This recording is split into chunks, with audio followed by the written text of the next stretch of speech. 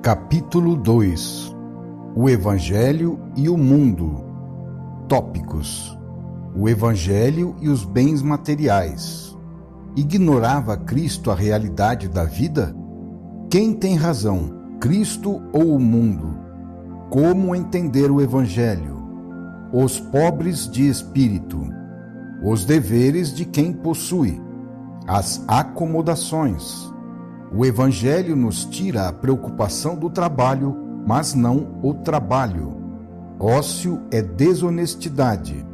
Os colaboradores de Deus. A psicologia do dinheiro. O fator espiritual nas obras e o peso do imponderável. Utilitarismo inteligente. É no terreno dos bens materiais que se torna mais vivo o contraste irreconciliável entre o Evangelho e o mundo, entre o evoluído e o involuído. Como podem concordar dois tipos humanos e dois métodos de vida se o primeiro abandona com indiferença as coisas da terra, considerando-as secundárias, e o segundo faz seu principal trabalho na vida consistir em aferrá-las e mantê-las seguras? Parece que as coisas estejam sendo olhadas de dois pontos diversos, com olhos diferentes. Olhadas do céu, as coisas da terra, porque estão longe, parecem pouco importantes, ao passo que são importantes as do céu, porque estão mais próximas.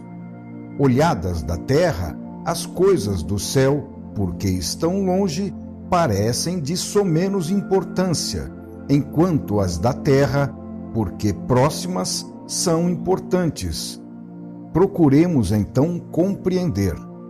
O Evangelho, logo de início, torna nítida e inexorável a sua posição quando diz as palavras já citadas.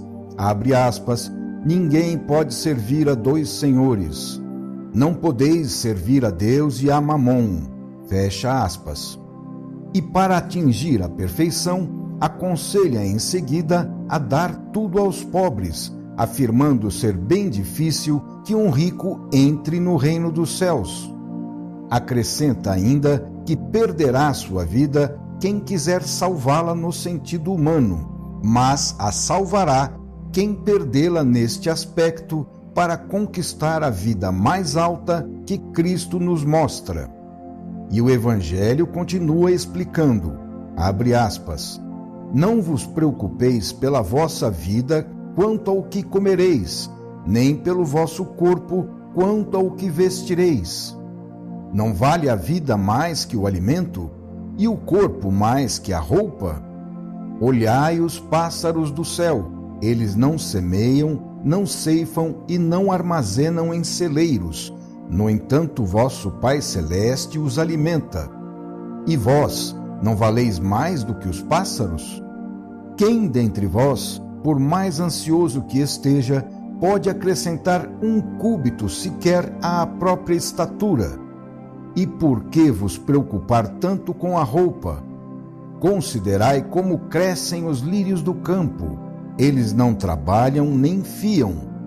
No entanto, eu vos digo que nem Salomão, em todo o seu esplendor, jamais se vestiu como um deles. Se Deus veste assim esta erva do campo, que hoje existe e amanhã é lançada ao forno, com quanto maior razão vos vestirá a vós, homens de pouca fé? Não vos preocupeis dizendo o que comeremos, o que beberemos ou o que vestiremos. Por tudo isto se preocupam os gentios. Vosso Pai Celeste sabe que precisais dessas coisas. Vós, portanto, procurai sobretudo o reino de Deus e sua justiça, e todo o resto vos será dado por acréscimo. Não vos preocupeis, portanto, pelo amanhã, porque o amanhã se preocupará consigo mesmo. A cada dia basta o seu cuidado. Fecha aspas. Mateus, capítulo 6, versículos de 24 a 34. Não se poderia imaginar reviravolta maior nos mais fundamentais instintos da vida, que o homem teve de aprender em longa e dura experiência num ambiente hostil, onde só vive quem sabe surrupiar do meio o necessário e impor-lhe suas próprias exigências.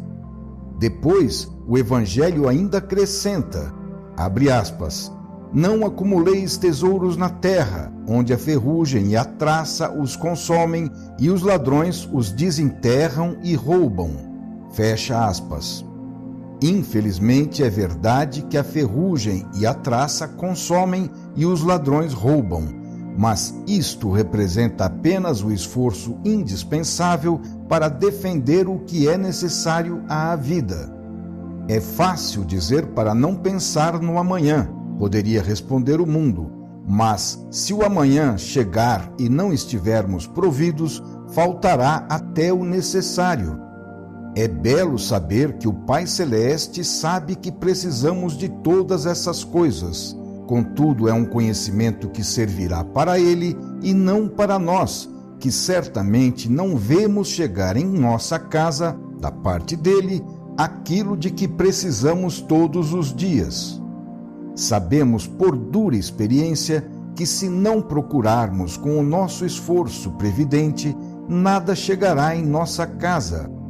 Ao contrário, poderemos contar com alguma coisa se acumularmos um tesouro na terra, ao qual possamos recorrer para suprir nossas necessidades e, dessa maneira, conseguir uma trégua na luta diária pela vida. Assim, aos olhos do mundo, que sabe como as coisas sucedem de fato, o Evangelho se apresenta como uma sublime ignorância das realidades da vida. Como se explica isso? Será possível que Cristo não se tenha dado conta dessa realidade, ignorando as verdadeiras condições em que se desenvolve a vida do homem? Sem dúvida, ele fala de outro tipo de vida, feita para outro tipo de homem, que não o atual.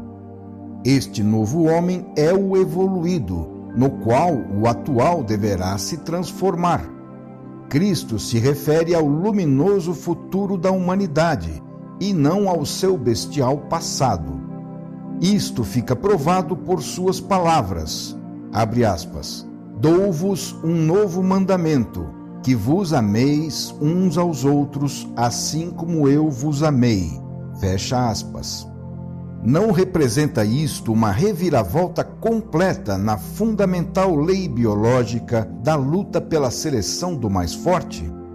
Isto significa passar a um plano de existência onde predominam leis diferentes que tornam possível a vida se proteger e se desenvolver com base em outros princípios.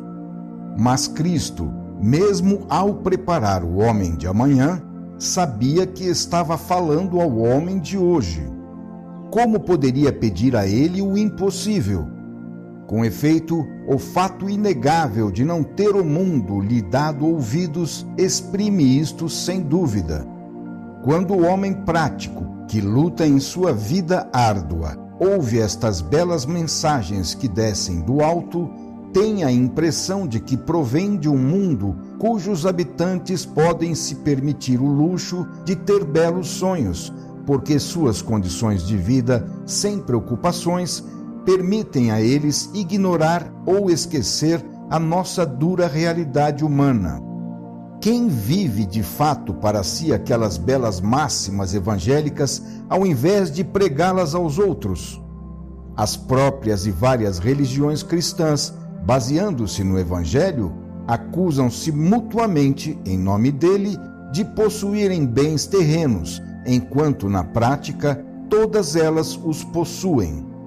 Parece que, neste caso, a única forma de se lembrar do Evangelho é cada um se escandalizar daquilo que pratica somente quando o vê praticado pelos outros, ocasião em que se aproveita para acusar o próximo. Mas isto corresponde perfeitamente às leis da vida no plano humano, onde os meios humanos são colocados no ápice da escala de valores e mesmo Deus só é respeitado por ser considerado poderoso e temível.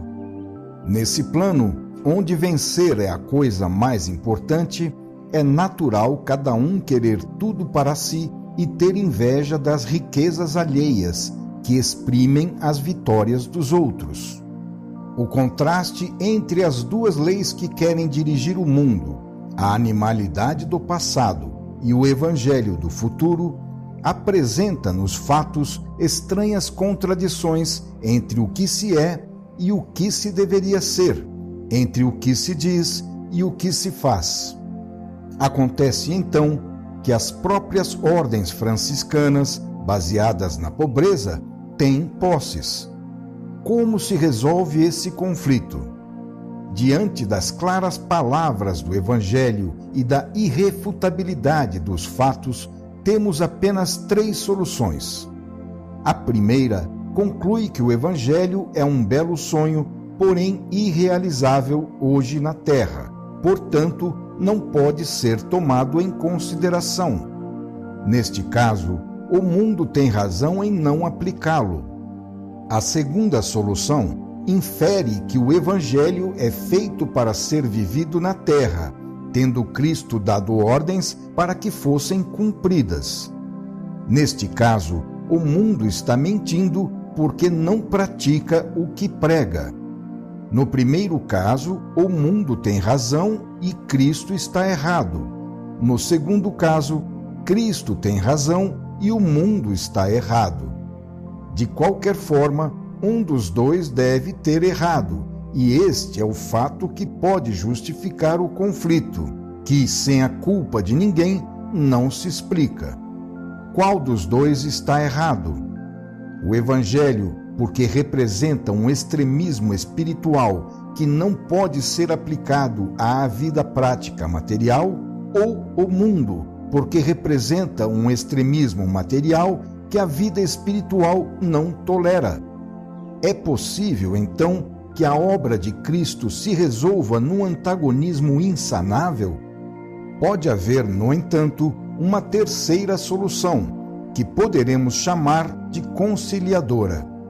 Consiste ela em adaptar os dois extremismos um ao outro, escolhendo um caminho intermediário, uma posição de compromisso. Isto significa aplicar o Evangelho não integralmente, mas em doses percentuais que sejam suportáveis pela atual natureza humana, sem lesar as demais necessidades materiais da vida terrena. Tal ideia é concebível se pensarmos que a realidade prática resulta do passado animal da natureza humana e que o Evangelho quer se sobrepor a essa natureza para transformar essa realidade em novas formas de vida que entrarão em ação no futuro. No alvorecer, por exemplo, a luz e as trevas travam entre si um grande conflito, vivendo misturadas numa posição de compromisso até desaparecer a noite e despontar o dia.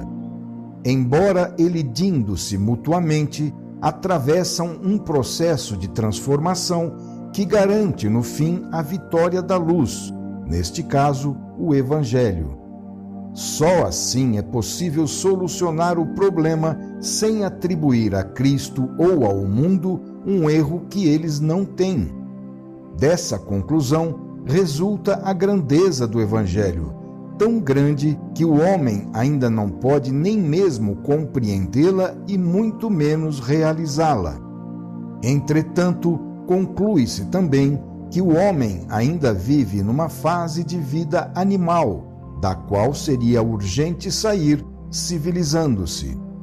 Pode-se então conceber o Evangelho como uma meta a alcançar, como um estado de perfeição que o homem ainda não atingiu, mas que deverá alcançar fatalmente. De outra forma, que sentido teria a pregação de Cristo? É tão grande a sabedoria demonstrada em suas palavras que se torna muito difícil admitir a hipótese de que ele não soubesse o que fazia. Descendo agora em maiores particularidades, como deveremos entender aquelas palavras anteriormente citadas. Elas nos dão a impressão de que o Evangelho vai contra a vida e que esta se retrai espantada com tão absolutas renúncias. Procurar somente o reino de Deus, ter de dar tudo aos pobres, estar excluído do céu só pelo fato de ser rico, negar-se a si mesmo e não poder salvar a própria vida, senão com a condição de perdê-la em relação ao mundo. Tudo isto imposto sem possibilidade de adaptações que tornem possível uma conciliação entre os dois extremos opostos, não permitindo salvar nada daquilo que mais satisfaz e mais se julga indispensável, trunca profundamente a vida humana, que por instinto reage para não se deixar destruir. Isto levaria a outra conclusão, que temos, no entanto, de considerar inadmissível porque absurda, segundo a qual o Evangelho, sempre afirmativo e construtivo, pertenceria, ao invés, às forças negativas da destruição. Seria isto possível? Vemos, contudo, que existe uma providência defendendo a vida, e vemos também que a vida possui uma sabedoria sua íntima, muito acima de nossa vontade e conhecimento, sabedoria da qual somos grandemente devedores por termos chegado até aqui e por conseguirmos sobreviver a cada minuto. Seria possível que Cristo tivesse se colocado contra essa vontade de viver, que é irresistivelmente, por instinto, obedecida pelo ser e que constitui um impulso fundamental determinado por Deus, indispensável para que se cumpram os destinos do universo? Não é possível. Mas que sentido, então, devemos dar às palavras de Cristo? Diz o Evangelho que procuremos, acima de tudo, o reino de Deus e sua justiça, ou seja, em primeiro lugar, e não por último ou absolutamente nunca, como desejaria o mundo. Aconselha-nos a dar tudo aos pobres, mas como um caminho de perfeição, que, como tal, só pode ser excepcional. Sem dúvida, será necessário que alguém possua bens na terra, mas deve possuí-los não como rico, com egoísmo e avareza, acumulando-os para si e nesse intuito subtraindo-os aos outros, mas sim com espírito de pobreza, que ao invés de querer com egoísmo e avareza acumular insaciavelmente sempre mais, como em geral ocorre, coloca o supérfluo a serviço do bem alheio, agindo como um dono que, centralizando tudo em si mesmo, administra e fecunda com o seu trabalho a sua propriedade, tornando-a mais produtiva e cedendo-a para os outros somente quando estes dão prova de serem bastante competentes e trabalhadores, para que os bens não sejam destruídos ou tornados improdutivos. Cristo não pode querer o desperdício e a destruição, não pode querer o ganho sem merecimento.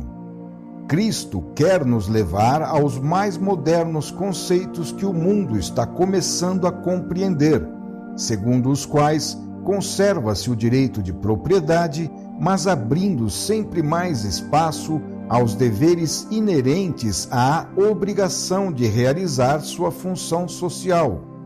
O Evangelho dirige-se contra os ricos e não contra os bens em si mesmos, que também são obra de Deus para serem colocados a serviço da vida. O mal começa quando essas posições são invertidas e a vida é posta a serviço deles, isto é, quando se sacrifica o bem do próximo por egoísmo. Antes de qualquer coisa, o Evangelho vê o lado espiritual do problema, onde está situada a raiz de tudo, e se dirige, portanto, contra o estado de alma comum aos possuidores, contra a psicologia do rico, combatendo-a por causa dos danos que ela produz. O Evangelho nos quer pobres de espírito, homens desprendidos, que aprendam a possuir com outro espírito totalmente diverso daquele próprio ao tipo biológico humano comum, espírito que pode permanecer intacto em qualquer regime econômico. Só a revolução de Cristo chegou à substância para renovar a fundo o homem, única maneira de resolver o problema econômico. Com todas as outras inovações, exteriores e formais, o homem permanece sempre o mesmo, fazendo as mesmas coisas. Pertencer a este ou aquele regime econômico, possuir ou não possuir, tem sempre uma importância relativa diante da íntima psicologia de que somos dotados. Por isso, aqueles que possuem não devem se iludir pensando achar em nossas palavras uma justificativa ou autorização para possuir com sua própria maneira. Se não possuírem com esse espírito novo, como quer o Evangelho, continuarão sendo condenados por ele, que respeita a propriedade e também as riquezas, mas já vimos em quais condições. Ele não admite que o indivíduo possa ter, em relação à coletividade, fins negativos ou maléficos, mas apenas positivos e benéficos. O Evangelho, que é justo, não pode admitir nenhum direito sem os correlativos deveres. Eis o que significa procurar o reino de Deus e sua justiça. É natural, então, que o resto nos possa ser dado por acréscimo. Quando for eliminada toda a destruição de bens que deriva das guerras e de todos os atritos das rivalidades sociais, quando a vida não for uma corrida desesperada ao dinheiro, mas sim uma colaboração honesta de gente de boa vontade, é fácil imaginar como também o problema das necessidades será automaticamente resolvido, sendo-nos dado verdadeiramente por acréscimo todo o resto de que fala o Evangelho. O Evangelho não é destrutivo e antivital como pode parecer. Ao contrário, ele representa um novo modo de conceber a vida para nos ajudar a enfrentar e resolver com sabedoria os nossos problemas. Existem alguns que se revoltam contra o Evangelho porque acreditam na riqueza, pois ele condena a cupidez. Há outros que se apoiam no Evangelho porque presumem que a providência esteja a seu serviço, poupando-lhes todo o trabalho. Há os heróis da santidade que têm a força de vivê-lo 100%, e há os que, depois de pensar bem, o adaptam às próprias comodidades, vivendo-o na medida em que ele não perturbe os próprios interesses. O fato positivo que existe e se antepõe a tudo é o tipo individual, o temperamento de cada um, que transforma todas as coisas que encontra, leis, usos sociais, moral, religiões e também o Evangelho, para adaptá-las a si mesmo. Todas essas normas surgem querendo vergar o indivíduo. Depois é o indivíduo que procura vergar essas normas a seu gosto, adaptando-as para vivê-las a seu modo. Antes de tudo, cada um diz eu. Mesmo a autoridade, que deveria coordenar esses diferentes tipos para deles fazer uma unidade, é apenas outro eu maior e mais forte, procurando impor-se a todos os outros, que por sua vez ou concordam com ele, se lhes convém, ou os suportam, se são fracos, ou fogem deles, se são astutos, ou então se rebelam, se são fortes. O próprio Evangelho não podia escapar desse processo geral de adaptação, necessário na Terra para poder alcançar sua realização, processo no qual ele é, na prática, transformado, entendido e aplicado em função dos vários tipos de personalidade, cada um destes procurando fazer dele o uso que mais lhe convém. A verdade que existe antes de tudo e se antepõe a todas as outras é o próprio tipo de personalidade, que com seus instintos e qualidades busca afirmar-se lutando a cada momento contra as outras verdades coletivas, que são secundárias em relação a ela e possuem um objetivo diferente. Mas, uma vez que a natureza tende à construção de biótipos em série, eles podem, em certo número, aproximar-se por semelhança e, assim, formar grupos e correntes nas quais podem concordar e permanecer unidos. Desta maneira, podem existir ideias aceitas pela psicologia coletiva, desde que correspondam a um nível médio e exprimam um fundo comum na forma mental da maioria. Mas o ponto de partida, mesmo para estas verdades mais gerais, pelo menos como aplicação vivida, é o biótipo individual e seu grau de maturação evolutiva.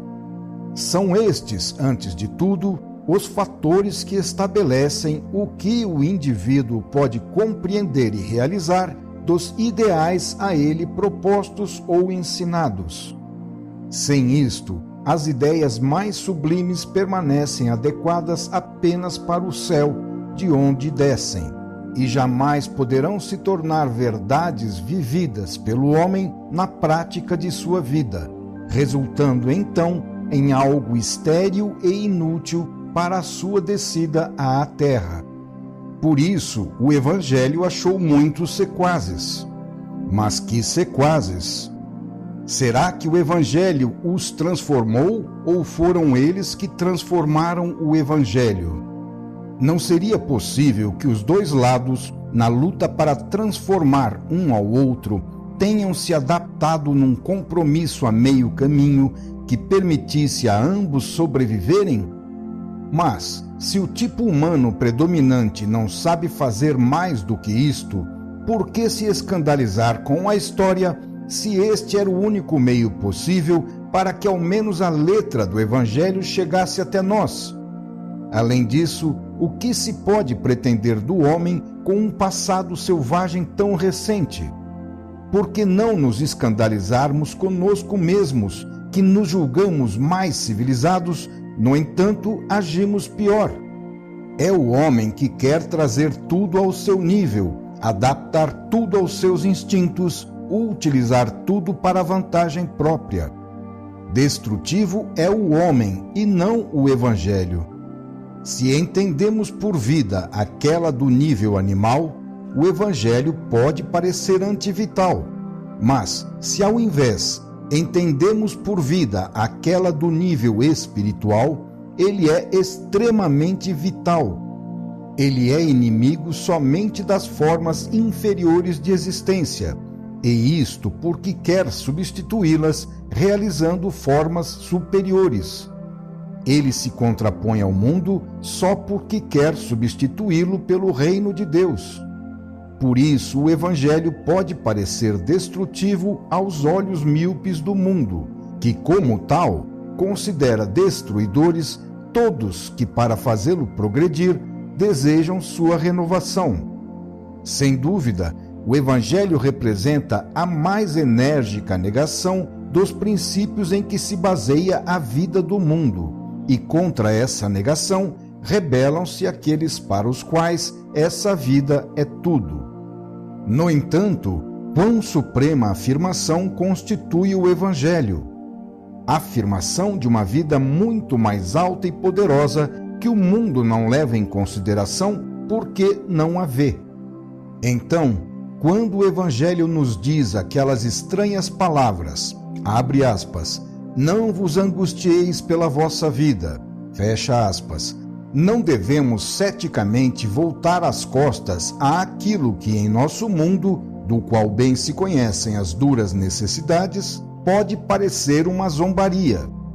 Ao contrário, devemos procurar compreender o verdadeiro sentido dessas palavras, seu bom senso, útil para nós, que vem ao nosso encontro para nos ajudar, inclusive, na vida deste mundo. Essas palavras não foram ditas ao acaso, e no trecho citado nas páginas precedentes, elas são repetidas com insistência.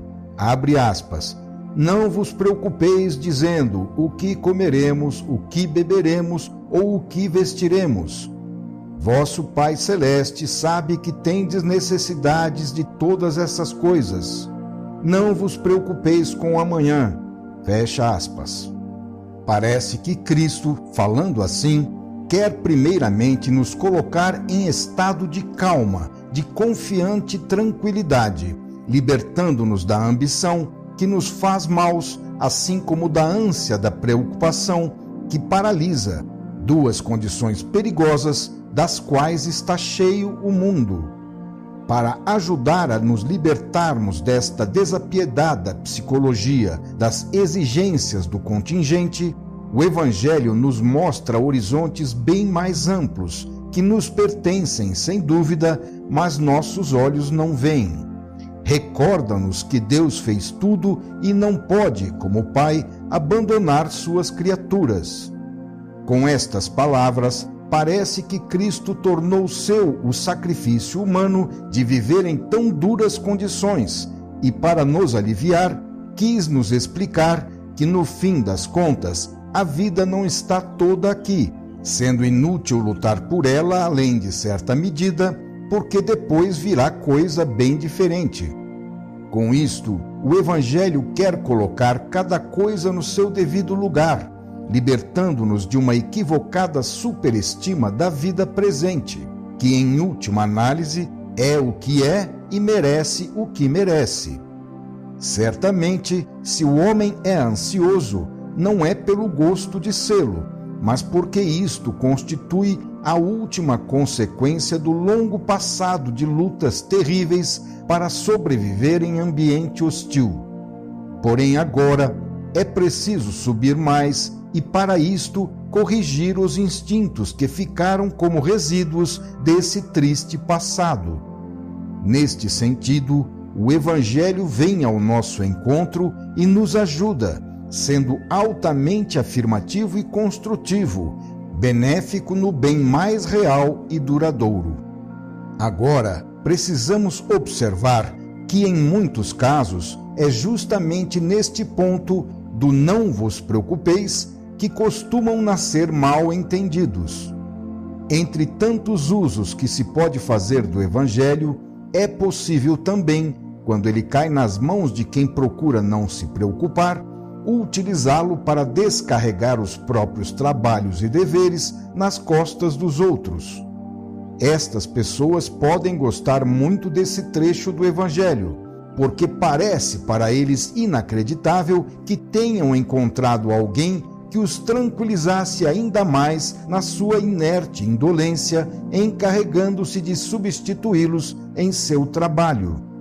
Então eles bendizem o Pai Celeste, que imaginam transformado em servo deles, encarregado de prover gratuitamente para eles as coisas da vida. Assim, conservam sempre o Evangelho entre as mãos, esperando sentados o maná do céu. Contudo, iludem-se, porque o Evangelho nos foi dado para realizarmos todos os nossos deveres com o nosso esforço pessoal, e não para nos apropriarmos de direitos ou receber serviços. O Evangelho nos acompanha, ajuda-nos e santifica-nos, mas não nos tira o trabalho, não nos exime do esforço que nos compete. O Evangelho quer nos tirar a ânsia do trabalho, mas não o trabalho. Quer que o façamos com ânimo tranquilo, o que significa menos esforço e maior rendimento. Quer que o realizemos com inteligência e amor, o que o torna interessante e útil, inclusive para o espírito. Cristo vem ao nosso encontro para nos ajudar na dureza desse trabalho. Ele não o ignora, tanto que o lembra no fim do trecho supracitado, comentado por nós aqui. Abre aspas.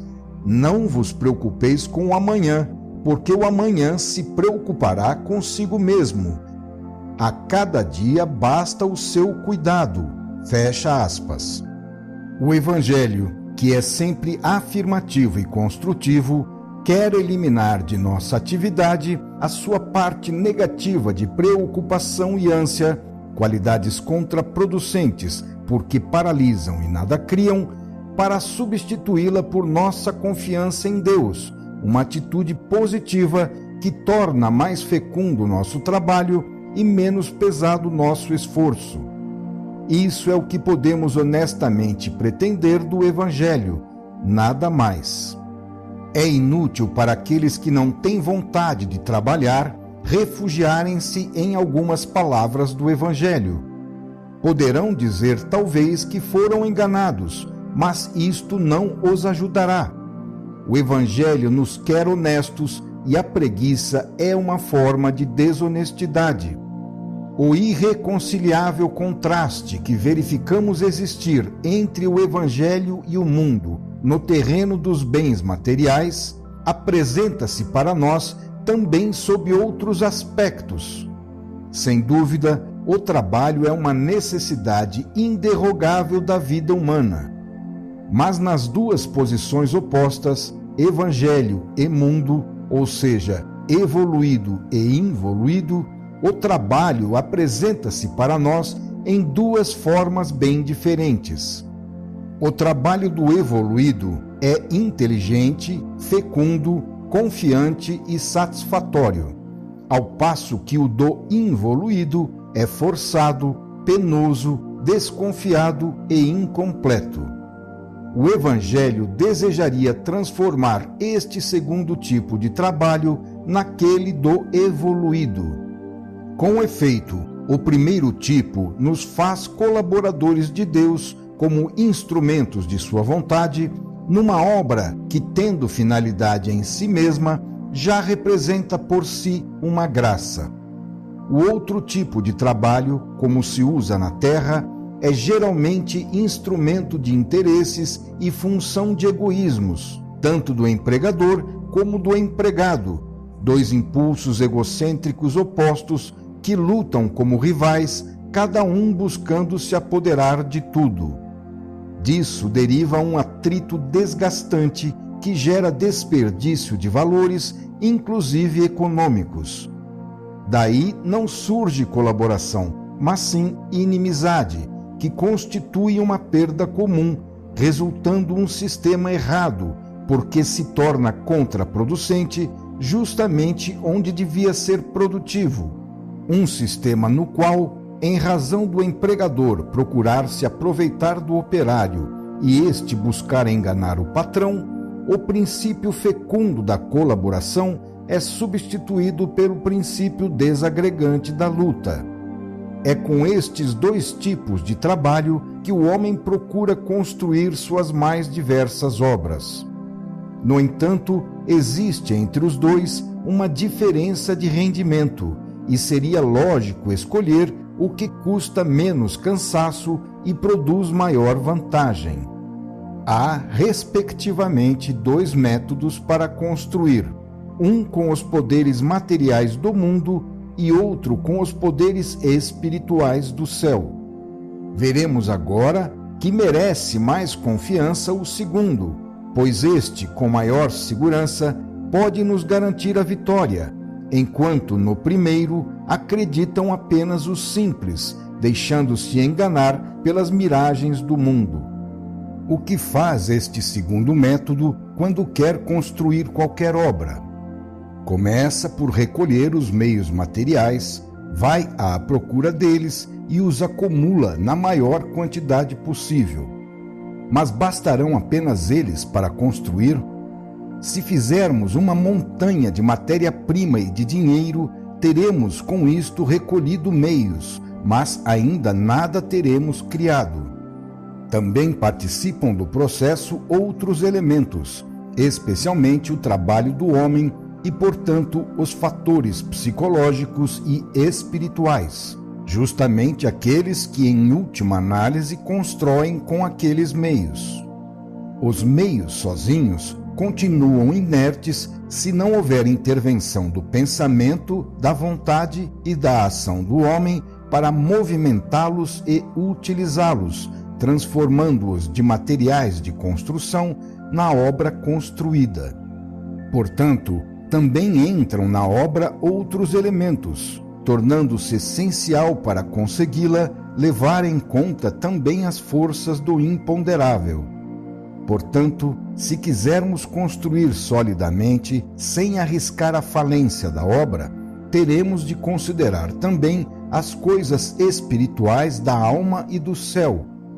E se não soubermos levá-las na devida conta, nossa ignorância ou negligência poderão nos fazer cometer erros que mais tarde teremos de pagar. Sem sombra de dúvida, o motor íntimo que dá impulso à obra, dirige e leva a termo o seu desenvolvimento, dando o seu cunho à execução do trabalho e, portanto, a toda a construção, é de natureza espiritual e não material. Os homens práticos poderão rir ceticamente destas afirmações, deixando de levar em conta esses elementos. No entanto, a forma substancial, que em última análise sustenta uma obra, está toda aí. Os meios materiais e o dinheiro são a matéria-prima e o impulso para movimentar o homem, elementos indispensáveis, sem dúvida, que constituem uma poderosa mola. Mas de que forma e em que direção essa mola os movimenta? Se ela sozinha os movimenta mal, não seria então igualmente indispensável ao menos um fator corretivo que melhore a ação, tornando verdadeiramente produtivo um impulso que sozinho pode até mesmo ser destrutivo? Ora, qual é o estado espiritual que está geralmente ligado aos meios materiais? Qual é a psicologia do dinheiro? Com certeza, não é uma psicologia de amor fraterno, mas sim de rivalidade e luta feroz, de egoísmo e de avidez. Trata-se de elementos que poderão interessar ao indivíduo, mas que são estritamente desagregantes em qualquer atividade coletiva, onde é necessário organizar-se, colaborando para chegar à realização. Assim, esses elementos, atuando por si só, tendem a transformar um campo de trabalho num campo de batalha. Então, o objetivo principal, que deveria ser construir bem uma obra, transforma-se, tornando-se desejo de enriquecer cada um por si, tirando desse trabalho a maior vantagem individual possível.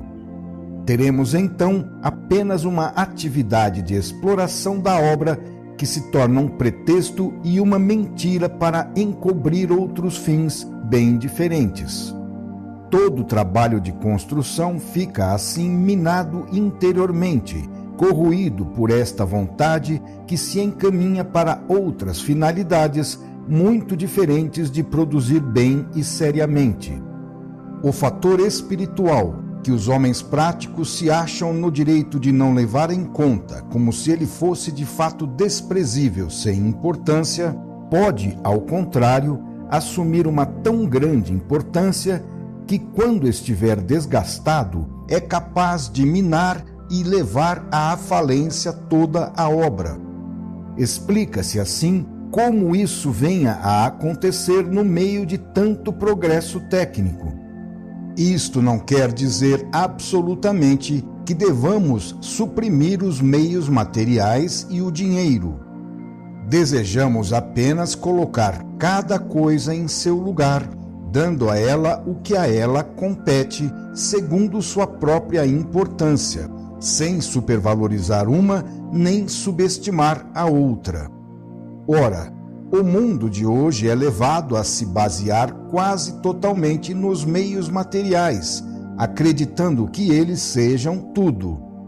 E aí reside seu erro. Com isto, não queremos dizer que não precisamos deles. Certamente precisamos, mas não apenas deles.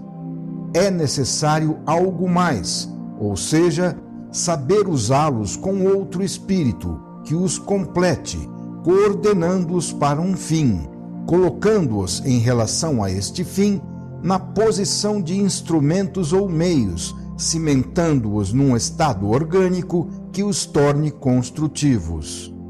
Se assim não for, aqueles meios ficarão dispostos de modo errado e sua quantidade se tornará contraproducente para a obra.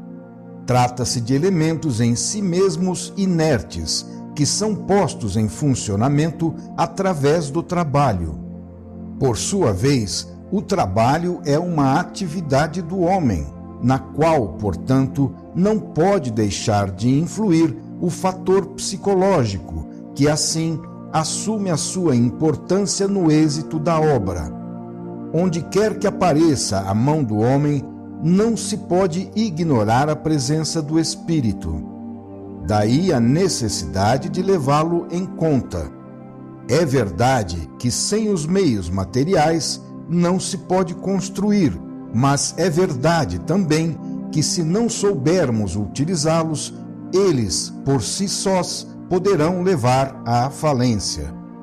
Por isso é grande o perigo quando a eles se atribui demasiada importância, fazendo-os assumirem uma função preponderante, condição em que a obra toda fica dependendo exclusivamente deles e da psicologia que lhes é inerente.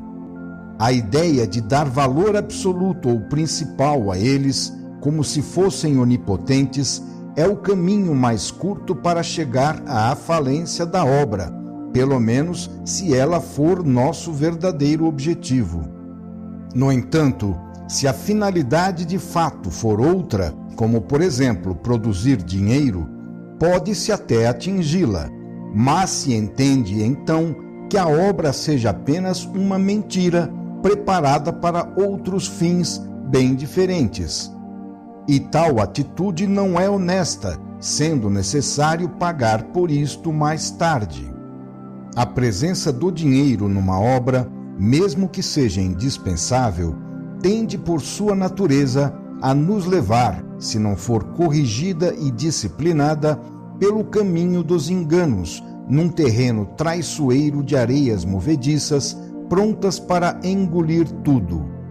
É bom estarmos prevenidos de tudo isto e tratarmos o dinheiro com as devidas cautelas, com certa desconfiança, não lhe dando um valor maior do que o merecido por ele e tendo em conta que, em última análise, a causa primeira do êxito não está nos meios materiais, mas sim nas forças espirituais que os movimentam.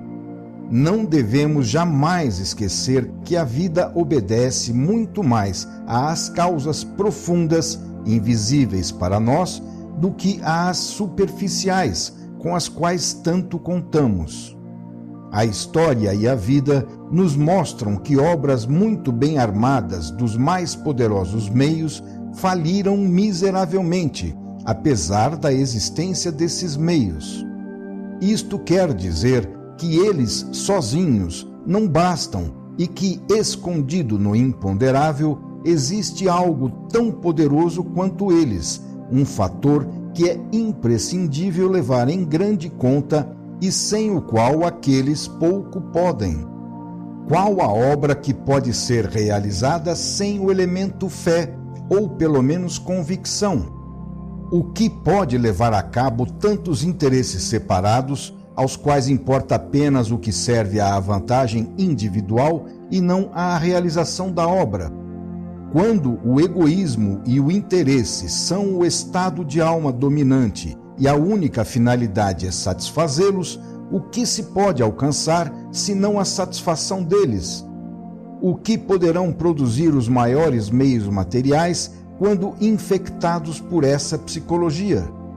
As próprias coisas ficam permeadas pelas sutis vibrações das causas que as geraram e das forças que as movimentam. O que se pode obter quando, exatamente na raiz da ação, a obra está corroída por esses impulsos interiores?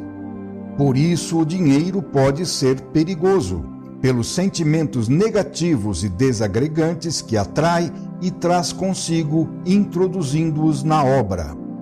Por isso, quando é necessário recorrer a ele, é preciso usá-lo como são usados os venenos nas farmácias.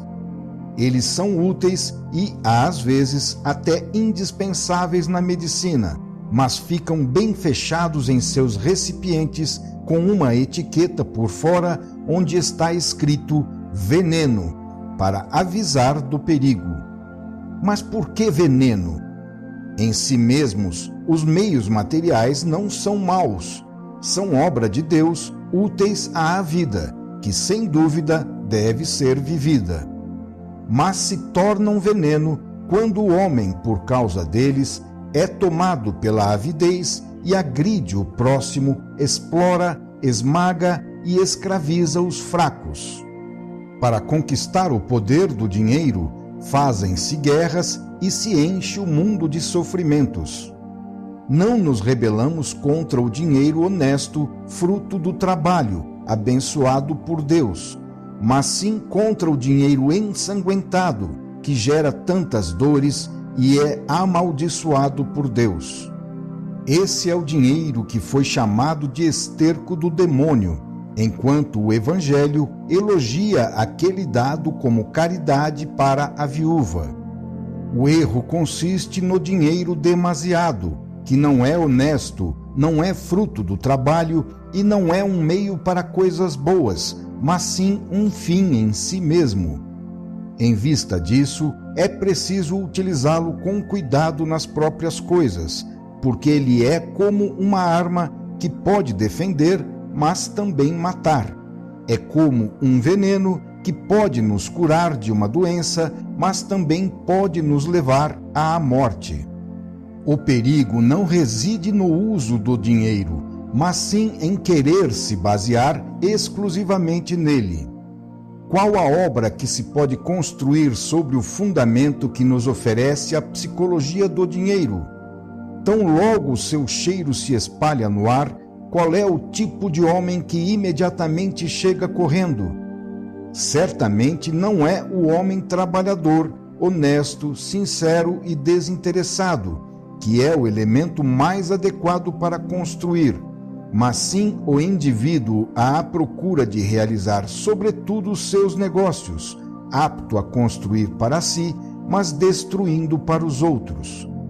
Quem quiser, portanto, realizar uma obra, principalmente se for espiritual, precisa, em primeiro lugar, afastar esses elementos e se proteger contra o dinheiro que os atrai.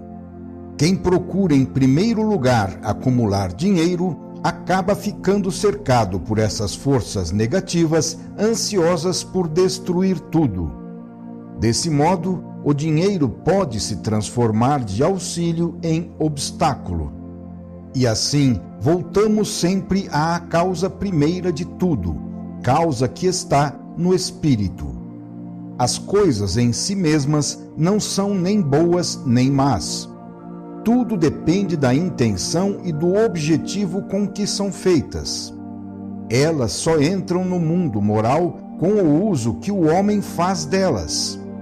Tudo é bom quando é bem usado. Tudo se torna ruim quando é mal utilizado. É o substrato espiritual que valoriza ou desvaloriza tudo, servindo de apoio e constituindo o fundamento em que tudo se baseia.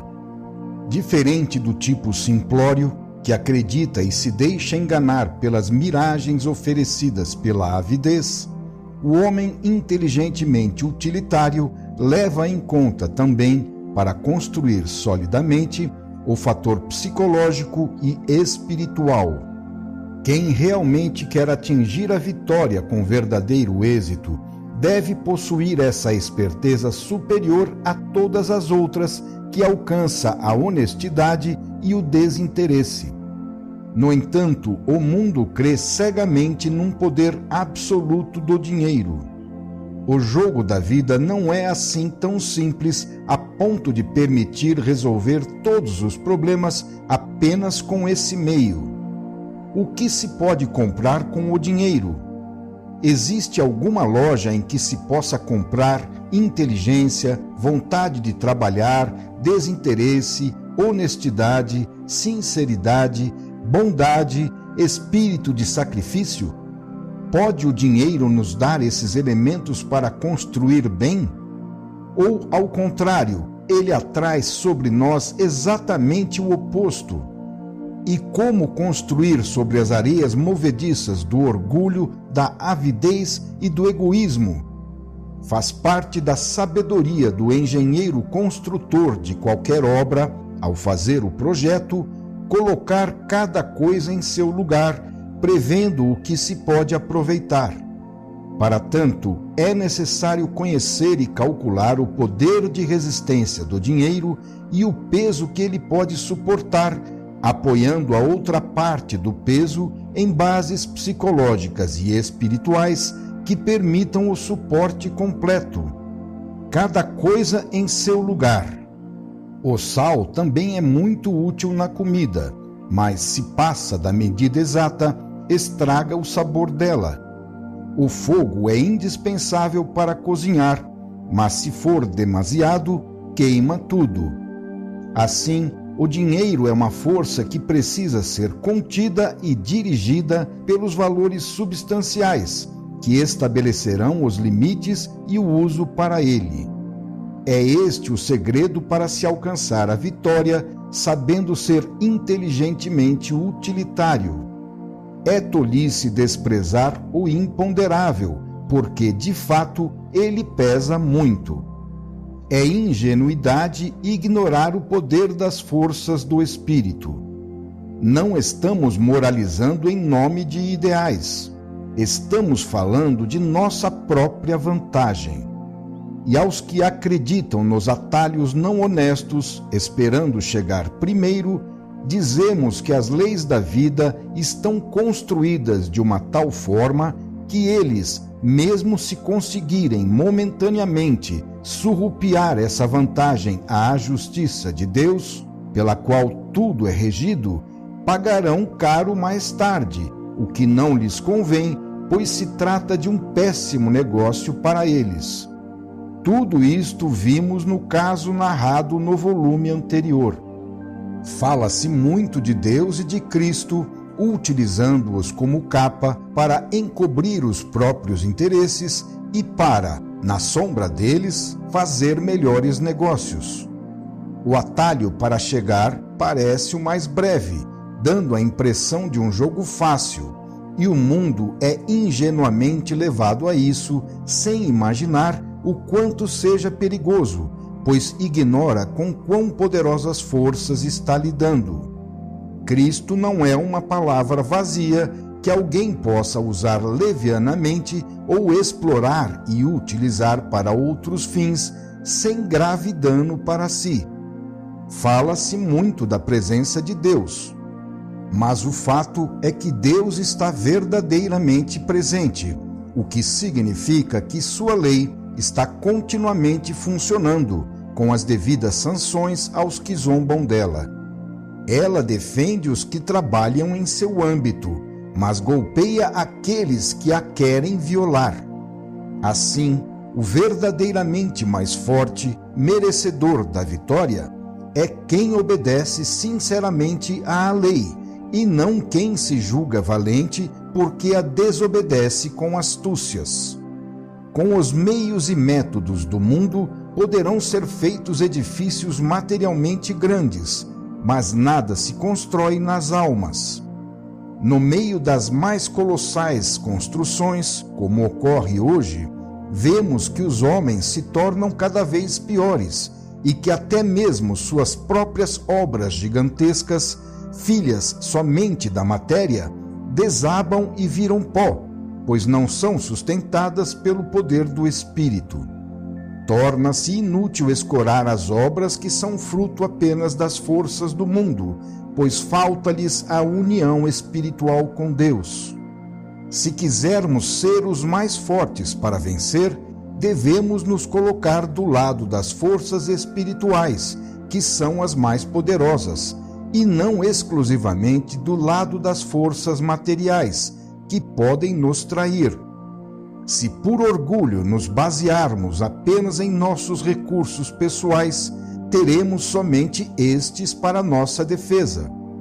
Mas, se humildemente nos coordenarmos no âmbito da lei de Deus, poderemos contar com o poder dela para nossa defesa. Voltamos assim, como já fizemos nos capítulos precedentes, a concluir pela vitória do Espírito sobre a matéria e pela vitória do Evangelho sobre o mundo. Cristo vence. Final do capítulo 2.